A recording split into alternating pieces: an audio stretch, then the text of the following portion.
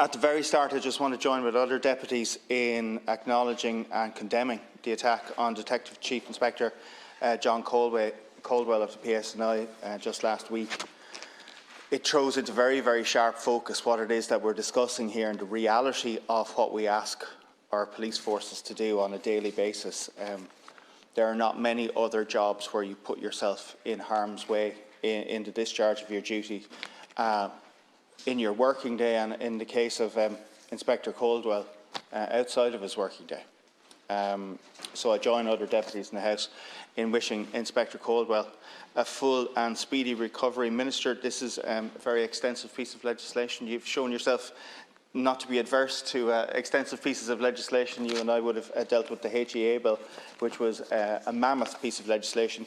In this case, even the explanatory memorandum runs to some 58 pages.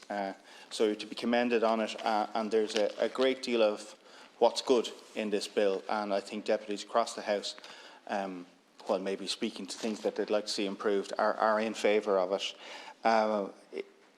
Cian Corley, it's unfortunately not a short period since I was a philosophy student in UCC. Counting back on it, I'm afraid I topped the quarter century in counting back the years, but I still remember the very jarring effect that a quote from Max Weber had on me.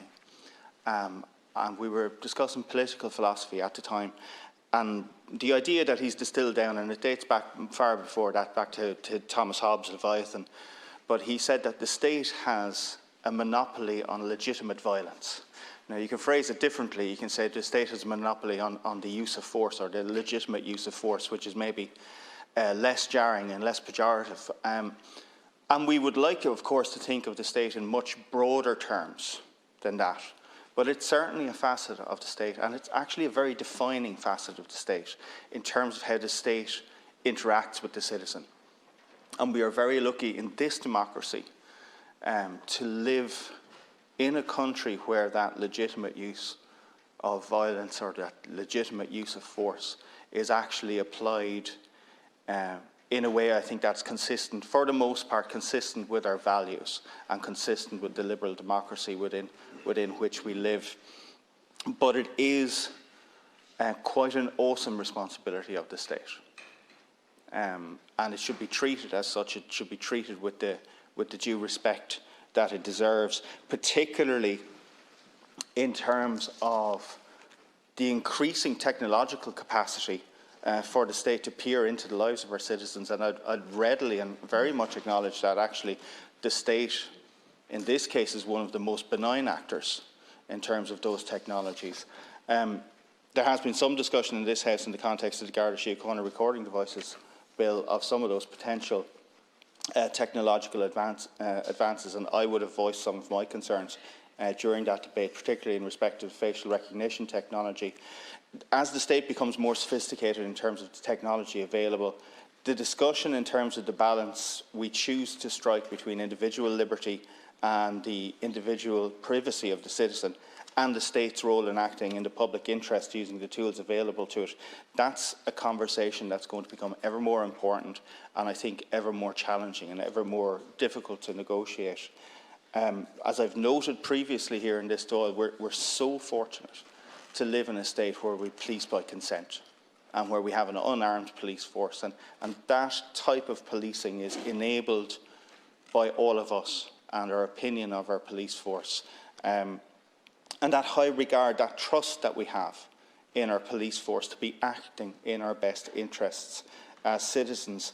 And in order to be able to have that trust, and maybe I'm erring too much in terms of quoting the political philosophers, but we could go back to Roman times and you could ask that question, qui custodet ipsos custodes, who watches the watchman? And that's a central component of this bill, making sure that we have adequate and appropriate oversight of the people who police the state.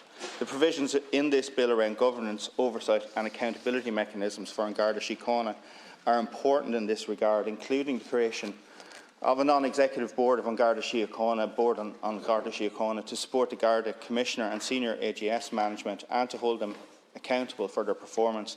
The restructuring of the existing three-person Garda Síochána Ombudsman Commission, GSOC, into a police ombudsman Deputy Police Ombudsman model with a clear and publicly identifiable head and expanded remit, the updated and streamlining of the existing system for the handling of allegations of wrongdoing concerning An Garda Síochána members and its extension to the civilian Garda Síochána staff.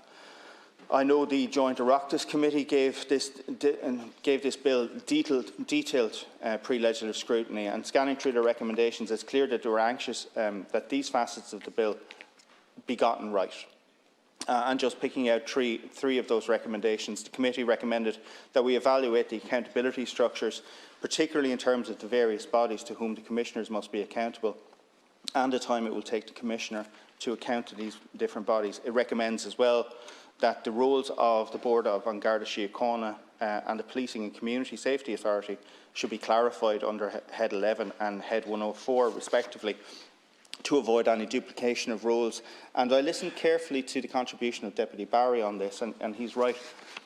The Garda Síochána is not a business, and it can't be run like a business. And we need to make sure, if we are borrowing some tools from that world which may increase the efficiency or increase the oversight, that they be appropriate tools to the context in which we're now using them. And the committee also recommended that we ensure that the investigative powers of the Garda Ombudsman are fully compliant with the human rights and constitutional rights of Garda members. It's important that GSOC, or however it's reformed, it's important that it works for everybody involved. It has to work for members of the public, it has to work for the Gardaí as well. I'm not sure that that's currently the case. I think some of the manner at which you arrive at GSOC is a little too labyrinthine. I spoke to our Justice spokesperson, Patrick Costello, about this, and I do think there is a need to make sure, for people on both sides of it's not a debate, but for the Garda Síochána as well as members of the public, we need to make sure that GSOC works. I do want to raise another issue that other deputies have mentioned, and was brought to my attention by Forsa representatives, which relates to the provisions in Section 54 of the bill, which is around changing of the employment status of a number of Garda civilians from civil servants to public servants. And it seems that a large majority of civil servants working in An Garda Síochána have reservations about this reclassification. I was a public servant, I was a teacher, I was specifically trained for that role. I knew getting into it that I was going to remain a teacher for as long as I remained within that career pathway. But there are people who have chosen to work in An Garda Síochána as civil servants who want to have that flexibility, who want to be able to move between different roles within the civil service. I understand, Minister, that you've undertaken to engage with Force on this. This is very welcome. The people who have come to me have made their concerns known to me in a very genuine way.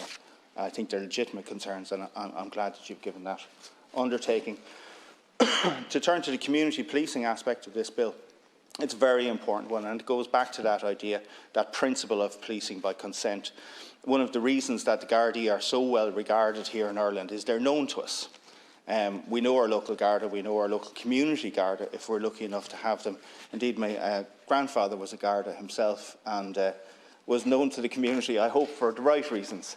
The explanatory memorandum tells us that community safety may be understood as relating to improving the safety and the perception of safety in communities through collaboration between relevant departments of state and public service bodies at a national and local level to provide for community engagement in the prevention of crime and harm. That really is quite some mouthful. It's a fair amount of civil service speak to describe something that we understand actually in a far more straightforward and a far more simple way. When our Gardaí are more visible within our communities, then when our Gardaí are more known within our communities, people feel safer and crime rates go down. And I think this is especially important for some of the younger people that we have in some of our more disadvantaged communities. The importance of the community Garda in that respect, it can't be understated. The best community guards, especially when they're properly resourced, they help keep kids out of trouble. Putting it quite simply, they help stop them starting down a road that is going to lead to places that we don't want our young people ending up. It can have lifelong consequences, because getting involved in criminal activity once you start down that road, it's difficult, it's challenging to turn your life around. The Gardaí are one of the public expressions of our state. I think the regard that we hold our Gardaí in, I think, is a mirror that we hold up to ourselves as a society. I think we're, in general, a kind and a fair society. I think it's so important that we continue to be a kind and fair society, that we continue to police by consent with the goodwill of the people supporting An Garda Síochána. I think there are some very, very useful provisions within this bill that move in that in the correct direction, and I thank the Minister for bringing it forward. Good to have the